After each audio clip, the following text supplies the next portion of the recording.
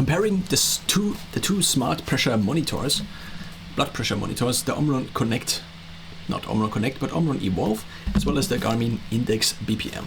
So both now have the advantages as well as the disadvantages. I bought this now almost a year ago, a little bit more than a year ago, and I used it to measure my blood pressure daily, in the morning twice, and in the evening sometimes, also trying twice, but eventually I discontinued measuring in the evening because it's just additional time where you have to sit still and you cannot do much of anything. Now, in the last couple of weeks, I first of all thought about getting the Garmin Index BPM, mostly because of one reason, and one reason only, which is that it would have Wi-Fi and that it would automatically therefore transfer all of the different values to Garmin. So, Garmin is a sports watch maker, and I also have this watch made by Garmin, which is the Fenix 7S Pro. Now, previously I had the 6S Pro, and I introduced it and kind of replaced my training and training tracking, so mostly sport activities, from the Galaxy Watch. So I switched it over from the Galaxy Watch to the Garmin. The Garmin seems to be the thing that is more targeted towards being an athlete, and so you can also do a little bit more training planning. You can also schedule your workouts, kind of not schedule, but I mostly used it for basically also tracking my lifts, but also creating workouts for my lifts. Also, there are multiple things that are in Garmin available that are not on Samsung Health available. In either way, I switched to Garmin, so I wanted a device that would synchronize automatically to Garmin. Now, I would already have, at this point in time, already had a smart blood pressure monitor, and this was the Omron Evolv made by Omron. Why did I choose Omron? First of all, the need for a blood pressure monitor seemed to have arisen in me because I listened to a couple of podcasts, and it seems to be reasonable that you at least want to have a baseline for your blood pressure. Peter Attia then in one podcast mentioned that he would recommend brand Omron. So out of all the different offerings Omron had, I chose the one that would have kind of a smart functionality, which is to transfer the readings via Bluetooth. Now here we already have a big distinction. First of all, this only has Bluetooth, whereas this has Bluetooth as well as Wi-Fi. Now, because this only has Bluetooth, and because you can kind of only now connect it to one user, so one phone, one app, and one Bluetooth connection, this also means that it has basically only one user. Now, I think there is some functionality where you can have multiple users. Maybe you can have this device connected to multiple phones via Bluetooth. I don't know. But in case you're planning to have a family, or you already have a family and plan to use this for multiple people, also keep in mind the following. This diameter here is only suitable for a certain arm diameter. So this thing here has a kind of a metal plate in it, and this metal plate can only go like this. You might be able to have it like this, but that's already kind of the maximum arm. So if you have an arm where this here plus inflation does not cover the arm, then this blood pressure monitor might be too big for you. But the big advantage of having this metal strap here in here is that you can just have it like this, and then you slide it on with one arm. So you have to be 2 inches, not 2 inches, but 2 fingers, something like this away, and also without, ideally, I think, a shirt. And then you can have it like this.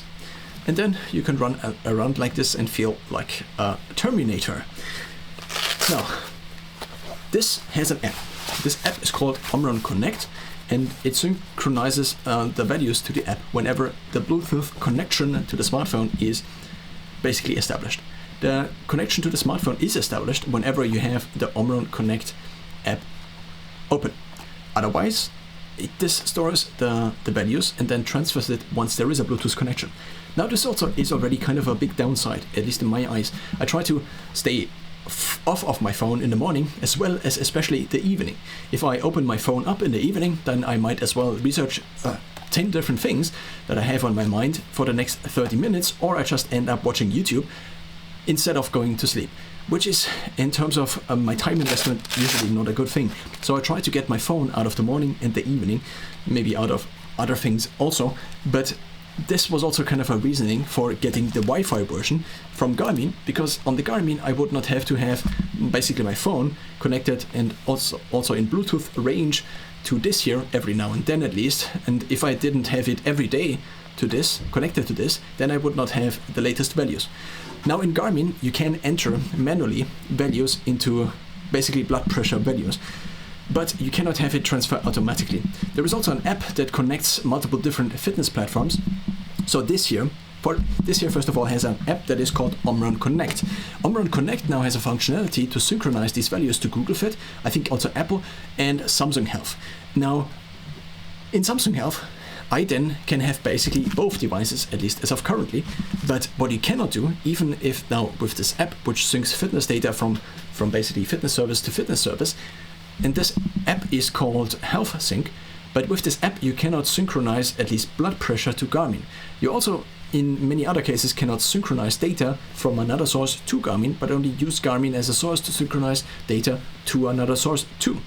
Which means that with this device, I could not get blood pressure automatically imported into Garmin.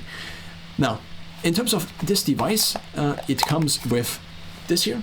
So you can have batteries in there. There is no battery in there apart from this here. So you can have rechargeable batteries or normal batteries. It seems to not make a big difference. I had both in there. Once you then start it, so there are 2 buttons on this, and you start the device by pressing start stop, and then it basically measures. There is no mode for multiple measurements, so you have to measure again. It measures and then it turns off basically, or transfers the values, and then you press it again. In order to synchronize this to a Bluetooth device or connect it to your phone, you press this button, I think for a longer period of time, maybe a couple of seconds, and then also you can, I think, use this button to synchronize whenever the device is on, so you can basically order another synchronization. This device is very simple. It's also very small, and not mostly, but what has been a basically good bet was that, so I bet that this would be somewhat easier to put on because it's one device. There is no tube, which has then basically another device, so it also would be easier in terms of handling it, and I could just put it into a box and just slide it on and off basically in the morning as well as in the evening, just to measure it real quick. There are now also continuous blood pressure monitors, or the first ones are there. One company is called Actia, and also Peter Attia talked about this. A device like this would cost, I think, 230 or 240 euros. So this device was, I think, 130 euros, at least for me in euros. And yeah, well, I measured my blood pressure a year with this. I think also it looks nice. It looks kind of futuristic.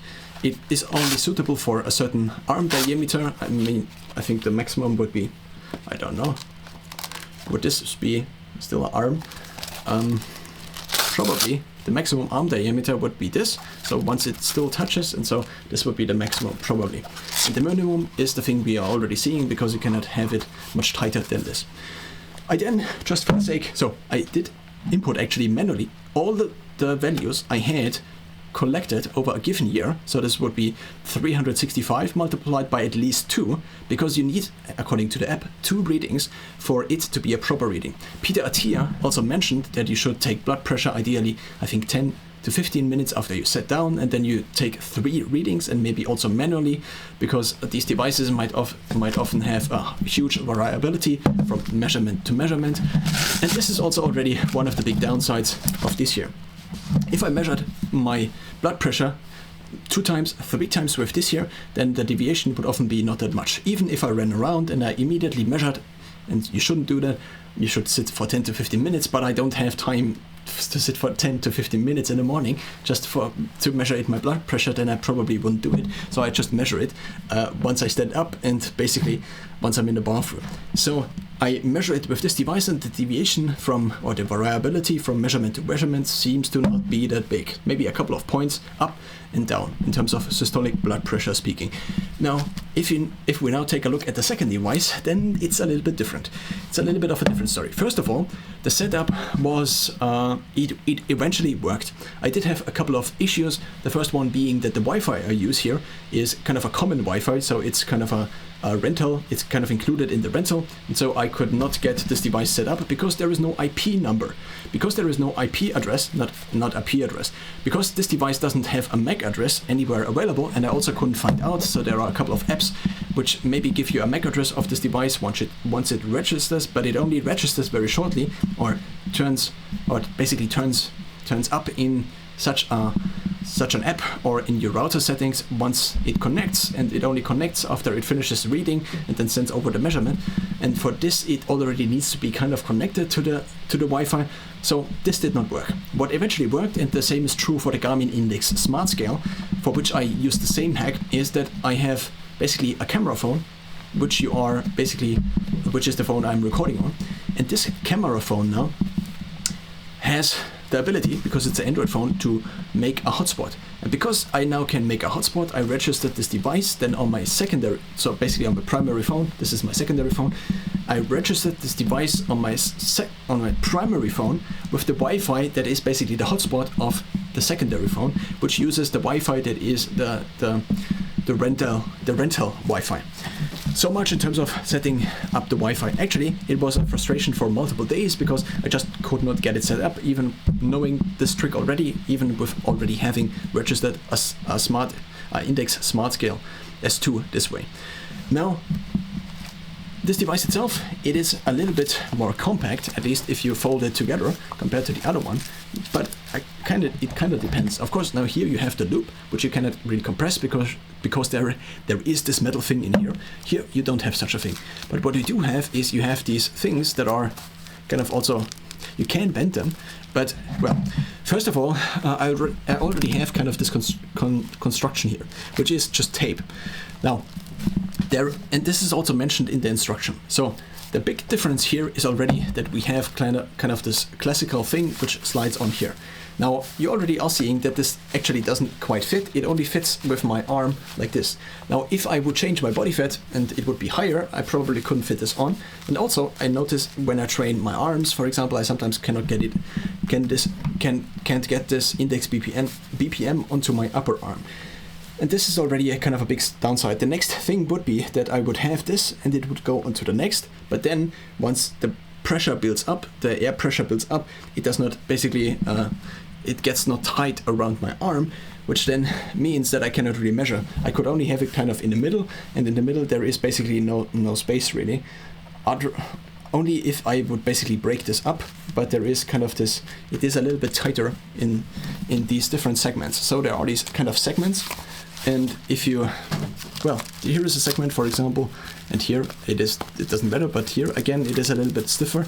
So I didn't want to break these up, and I didn't want to ruin the device because I didn't know, maybe there was something like I couldn't synchronize it and then I would have to send it back. But if I already had ruined it, then, well, I already had ruined it.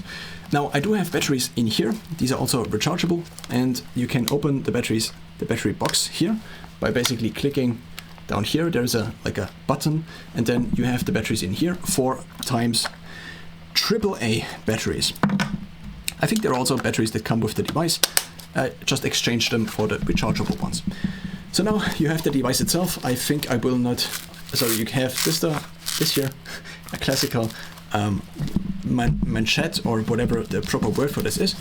And then you have 3 buttons on this device. It also says index BPM on here, and that's what it says on here. It also says that the arm circumference should be 22 to 42 centimeters. IP22 rating, which is, I think, for something like waterproofing, and DC 6 volt, 4 times 1.5 volts, and LR03, and AAA. And it also says Garmin, which you probably cannot get rid of. There are also a couple of other things that it says on here: made in Taiwan, no, made in China. Now, there are 3 buttons on here. These 3 buttons are a little different from these 2 buttons on here. And these 3 buttons are for basically setting up Wi-Fi and Bluetooth. For basically, you can turn any button to turn it on. I still have this foil on here in order to maybe send it back. And I just have my name set as double I in big letters, because this, well, means that it just doesn't say much. And then you also have this button, which is basically for user setting. I will cover my face again because otherwise it will not be sharp. So there is an icon of a person on there. And so you have these 3 buttons. Once it is turned on and once the user is selected, so let's turn it on again. Now it shows the Garmin logo. And now it has this user selected. If I now press this button, it begins to basically measure 1 times. If I press this long, it would measure 3 times. And this is also a kind of a big advantage, at least in theory. And now it fills the whole thing with air up until it realizes that there is nothing in there. And then it shows me an error. In this case, it shows me E2 as an error. Now, the 3 times measurement now basically bypasses the otherwise existing problem that you would have to measure multiple times. I think Peter Attia also mentioned 3 times, and so you would have to measure 3 times and also wait a little bit in between. This device seems to wait, I think, 60 seconds in between. So in order to access this, you then turn it on again, and then once it has the user selected, you long press, and then you wait as long or so long that it shows these 3 icons, and then it measures the blood pressure 3 times. Now you can also delete a reading once it is basically in, and this is not proper. I should have it like 2 fingers, I think, up from the elbow, but I just wanted to show that it now counts down the seconds, and I needed something in there to at least somewhat have a proper measurement. And it now counts down the seconds. Now, in terms of automation, this was not possible on this one, so you need to have 2 times pressed, and so the average that would then be taken in the Omron Evolv app would just be the average out of all readings. The same is true for Garmin. It also takes the average, but it doesn't really take the average because it only shows you the interpretation of these readings in different colors. So there is basically having too high blood pressure, then there is also an orange zone, and there is also a green zone, and the green is defined as by the 120 to 80. There seems to be no individualization according to, I don't know, your height, your body fat percentage, and so on and so forth. And so once this countdown happened, then it begins to take the next measurement, which is also somewhat more necessary on this device, because in my experience now, for example, this morning I measured on this device the first time, so basically sat down on the toilet where then I measured this, and I measured it the first time, and as I measured this the first time, it showed 140 in terms of systolic blood pressure. So there are 2 values, the systolic and the diastolic, and the first one is the higher one. The higher one showed 140. The next measurement then I also did manually was then 120, and the next measurement then was 105. Now it could be that in the 3 minutes in which I take these measurements that it actually went down this much. I don't know if the blood pressure is that much going up and down, so in between I actually had to exchange the batteries because these were empty in the morning. So I got up and measured again, and then I had 140, 120, and then 105. I think this would not have happened so much with this one. I also stopped measuring my blood pressure with this one, and this also means that I now have the data set in Omron Connect, which now does not include these. But in Garmin I entered all of the manual values from the Omron Connect, and I now have the automatically synced from this device, which also seems to work at least every couple of days. It seems to work that then all values are synchronized. Now, if you measure 3 times, so you have a 3 times measurement, it only shows up as a 1-time measurement. And this seems to be, I mean, it depends on what you want to do with this data set. And here you have basically every single value stored. If you have single values, if you do take single measurements here, then you also have the single values. But this also means in Garmin that then you have the interpretation. It could be, for example, that 1 out of these 3 measurements I took in the morning, if I took all of them manually, is interpreted as too high. But if I then took instead the 3 times measuring method, then I would have the average out of all of these, and therefore it would be interpreted differently. And also over time then this graph would show basically different readings. It shows you how many readings over a given period of time, which you can select.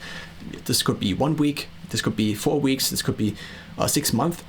6 months I think are also there, and so it would not show you basically these different ranges in terms of having 3, but it would only show you the average out of this. So this might be a benefit, this might be a downside, but in terms of variability, this seems to be a little bit on the higher end compared to the Omron Evolv. In terms of practicability, this is just way more practical, I think. Apart from the fact that this now synchronizes automatically, and if I want to have blood pressure in Garmin and I also want to have it synced automatically, then I kind of needed to use or to buy this. this also cost 180 euros compared to this, which only cost 140 euros. I also already had this, so this is now an additional thing I had to purchase only to have these values automatically in Garmin. But I also for a couple of days tried to enter them manually, but there is just no point in entering these values manually, because it is just a task that goes until infinite, as long as I basically measure my blood pressure with this. There is also an additional thought I had, which is that maybe in the future, similar to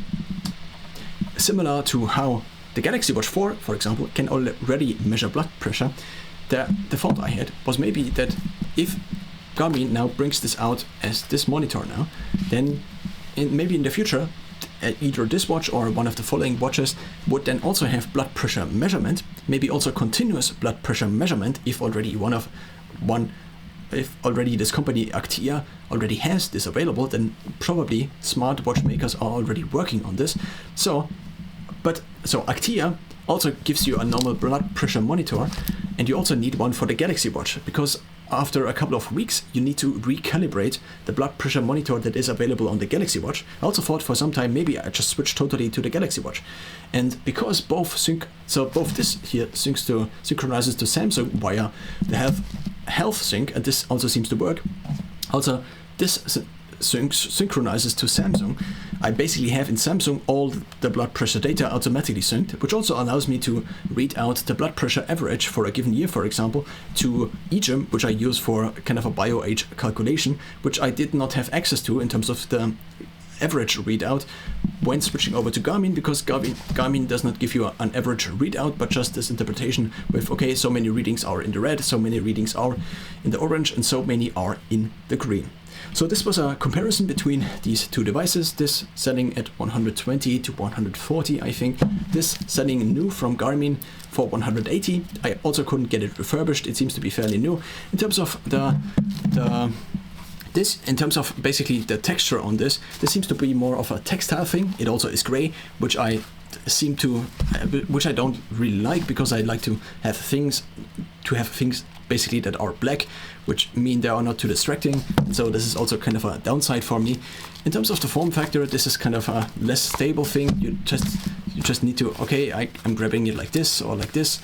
Also, there have been a couple of errors already happening. Maybe this was due to the rechargeable batteries, which sometimes cause issues or seem to cause issues with having too little voltage, but I also had them in here, and there it was not so much of an issue. This is just a very simple device. It does what it is supposed to do, but you have the big downside that you cannot synchronize the data to Garmin, and you have the only Bluetooth connection, which in terms of phone usage, at least in terms of my phone usage, which might be a little childish, I don't know, seems to be a downside, because if I want to measure it in the evening, then I have to have my phone open, and I also have a couple of other devices like expiratory flow measurement device, which also has to have a connection like this. And so switching over to the Garmin Index in terms of my body fat scale and to this meant that I now have basically two measurement devices which are synchronized automatically via Wi-Fi, even though this comes with the downside of having to buy this additional.